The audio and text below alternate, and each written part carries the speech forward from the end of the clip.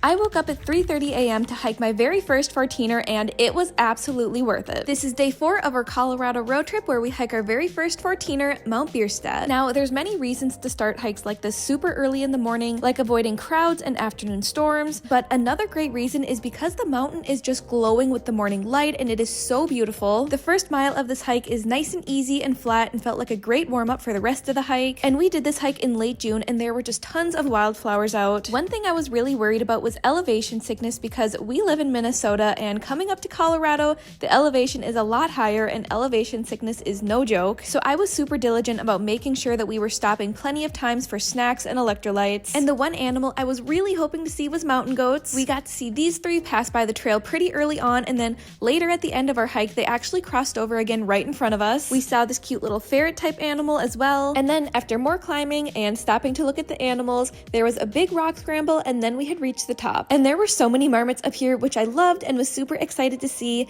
They were also super friendly and not afraid of people at all. And here's what the views looked like from the top. They were just gorgeous 360 views all the way around. Someone even made a little homemade wooden sign to hold up with the elevation on it, so I thought that was really cool. Something else I always think is funny on hikes is when you can see the parking lot from the top and see how far you've actually gone. And here's me with a marmot and more marmot videos because I found that I took more videos of them than I did of the views. But after that, it was time to head back down, and that rock scramble really was no joke. I did, however, find it easier to go down than climbing up. And here's a little baby pika that we saw, and it was so cute. Now, when they said to look out for afternoon storms, I didn't really think too much into it, but I was glad that we left the summit when we did. We noticed storm clouds and heard some thunder, so we picked up our pace a little on the way down. That's when we ran back into the 3 mountain goats that we saw earlier, and this time they were a lot closer to us and even crossing the trail right in front of us. Again, I just thought this was so cool because animals are always some of my favorite things to see on our trips. And then it started to mist on us, and thankfully we made it back to our car before the heavy rain came. This is what the summit looked like when we made it back to our car, all foggy and rainy. And I didn't really record much of the rest of the day, but we stopped in Boulder to do some shopping and drove to our hotel in Longmont to rest up before visiting Rocky Mountain National Park tomorrow.